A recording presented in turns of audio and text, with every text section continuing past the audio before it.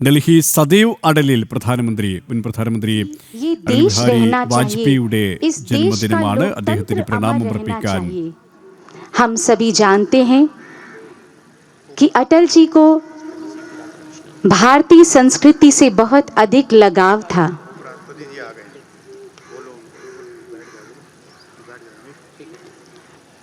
आज श्रद्धेय अटल जी को स्मरण करने के लिए इस प्रार्थना सभा में हमारे मध्य भारत के उपराष्ट्रपति जी श्री सीपी राधाकृष्णन जी का आगमन हो चुका है।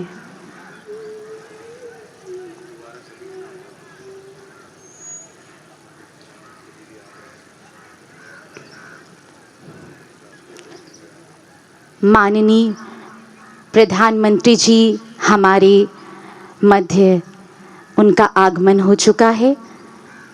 राष्ट्रीय अध्यक्ष जी श्री जगत प्रकाश नड्डा जी का आगमन यहाँ हो चुका है। हमारे मध्य माननीय लोकसभा अध्यक्ष श्री ओम बिरला जी का यहाँ आगमन हो चुका है। राष्ट्रीय कार्यकारी अध्यक्ष श्री नितिन नबीन जी का आगमन यहाँ हो चुका है। माननीय पूर्व उपराष्ट्रपति श्री वेंकैया नायडू जी का आगमन यहाँ हो चुका है।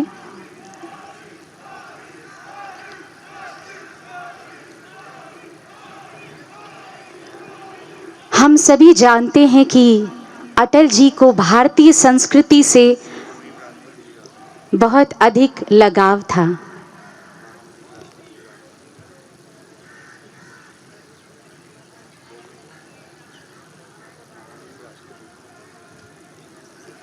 മുൻ പ്രധാനമന്ത്രി അടൽ ബിഹാരി വാജ്പേയിയുടെ 101ാം ജന്മദിനത്തിൽ പ്രധാനമന്ത്രി നരേന്ദ്രമോദി ഡൽഹി സദൈവ് അടലിൽ.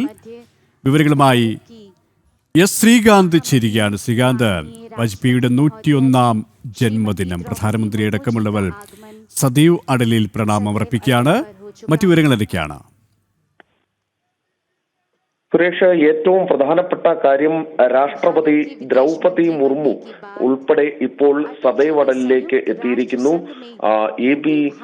വാജ്പേയിയുടെ അടൽ ബിഹാരി വാജ്പേയിയുടെ ജന്മദിനത്തിൽ 101ാം ജന്മദിനത്തിൽ ഇപ്പോൾ പ്രധാനമന്ത്രി നരേന്ദ്രമോദിയും അതോടൊപ്പം തന്നെ രാഷ്ട്രപതി ദ്രൗപദി മുർമുവും ഇപ്പോൾ ഈ സ്ഥലത്തേക്ക് എത്തിച്ചേർന്നിട്ടുണ്ട്.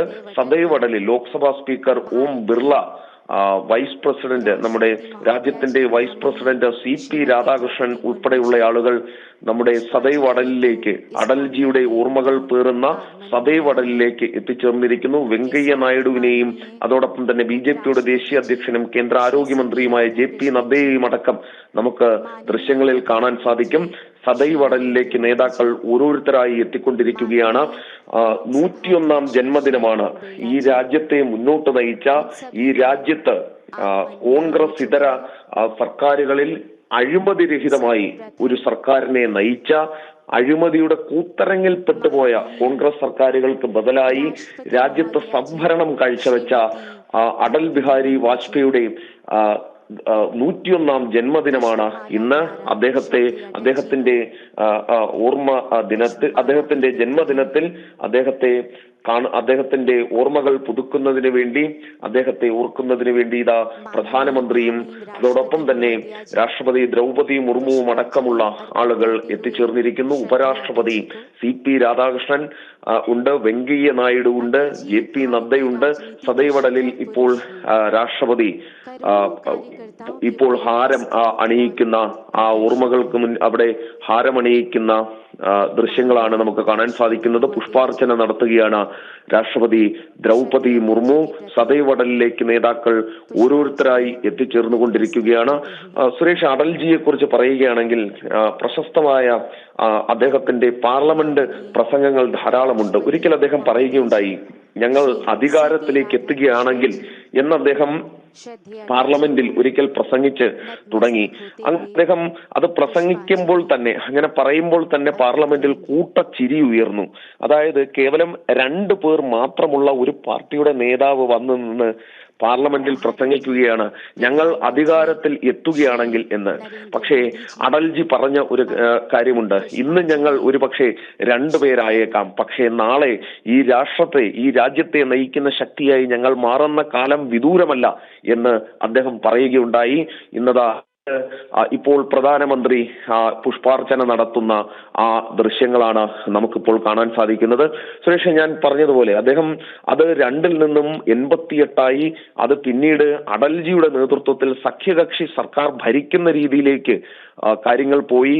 ഇന്നിതാ 2014 മുതൽ 2025 ആകുമ്പോൾ തുടർച്ചയായി 3 തവണ ഈ രാജ്യത്തെ അടൽജിയുടെ ഓർമ്മകളിൽ അടൽജി മുന്നോട്ട് വെച്ച സദ്ഭരണത്തിൽ ഊന്നി ഈ രാഷ്ട്രത്തെ മുന്നോട്ട് നയിക്കുകയാണ് പ്രധാനമന്ത്രി നരേന്ദ്രമോദി. അദ്ദേഹം അടൽ ബിഹാരി വാജ്പേയിയുടെ വത്സല ശിഷ്യൻ കൂടിയായിരുന്നു നമ്മുടെ ഇന്നത്തെ പ്രധാനമന്ത്രി നരേന്ദ്രമോദി എന്ന് കൃത്യമായി പറയാം. ഏറ്റവും പ്രധാനപ്പെട്ട കാര്യം സദ്ഭരണ ദിനമായി നമ്മൾ ആചരിക്കുന്നു എന്നുള്ളതാണ് അടൽജിയുടെ ജന്മദിനത്തെ. അതിന് പ്രധാനപ്പെട്ട കാരണം അദ്ദേഹത്തിന്റെ ഭരണകാലയളവിലെ അഴിമതിരഹിതമായ ഭരണകാലയളവ്, ഈ രാജ്യത്തെ ഇന്ത്യ തിളങ്ങുന്നു എന്ന ഒരു വാക്ക് ഈ രാജ്യം സ്വതന്ത്രമായതിനു ശേഷം നമ്മൾ ആദ്യമായി കേൾക്കുന്നത് അടൽജിയുടെ കാലത്താണ്, അടൽ ബിഹാരി വാജ്പേയിയുടെ കാലത്താണ്. അത്രയധികം വികസന പ്രവർത്തികളിലൂടെ ഈ രാജ്യത്തെ മുന്നോട്ട് നയിക്കുന്നതിന് അടൽ ബിഹാരി വാജ്പേയിക്ക് സാധിച്ചു.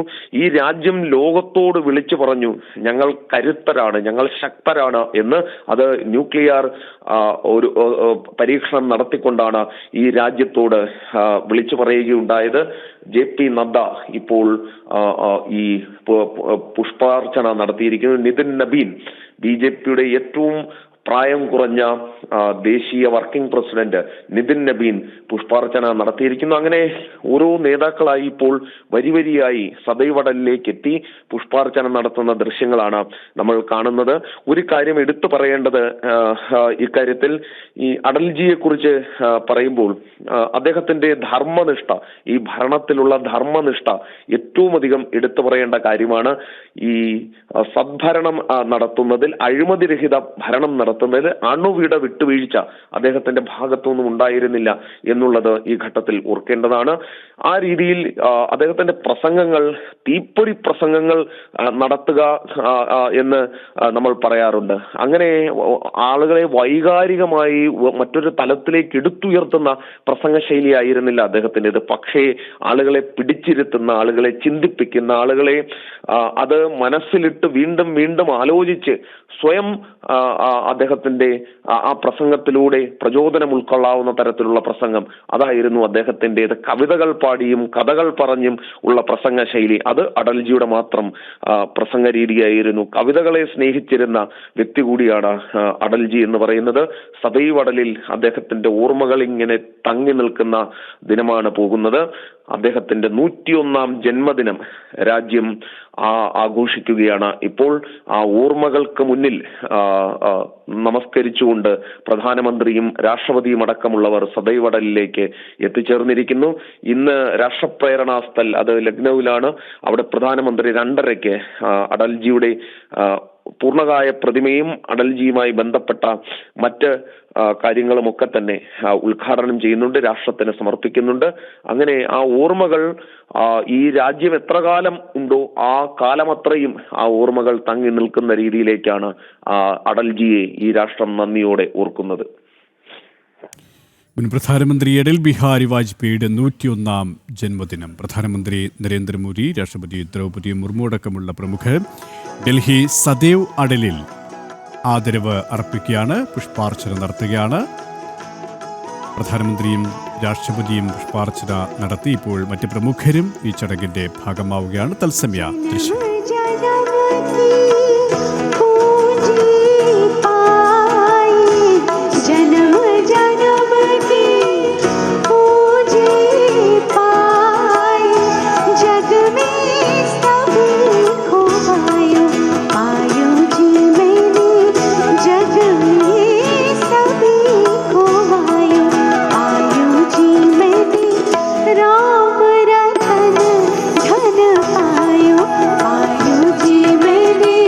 राम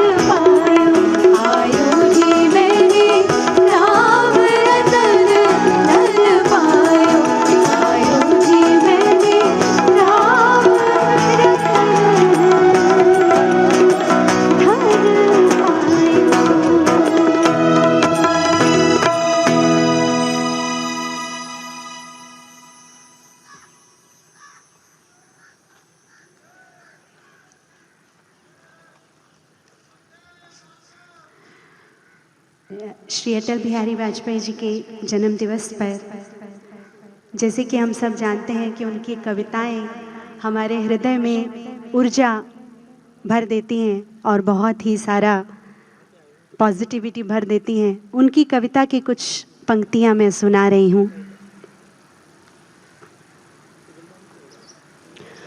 टूटे हुए तारों से फूटे वासंती स्वर, टूटे हुए तारों से फूटे बासंती स्वर, पत्थर की छाती में उग आया नव अंकुर, झरे सब पीले पात कोयल की कुहुक रात, झरे सब पीले पात कोयल की कुहुक रात, प्राची में अरुणिमा की रेख देख पाता हूँ, गीत नया गाता हूँ, गीत नया गाता हूँ। टूटे हुए सपनों की सुने कौन सिसकी, टूटे हुए सपनों की सुने कौन सिसकी, और अंतर को चीर व्यथा पलकों पर ठिठकी, हार नहीं मानूंगा रार नहीं ठानूंगा, काल के कपाल पर लिखता मिटाता हूँ, गीत नया गाता हूँ, गीत नया गाता हूँ, गीत नया गाता हूँ।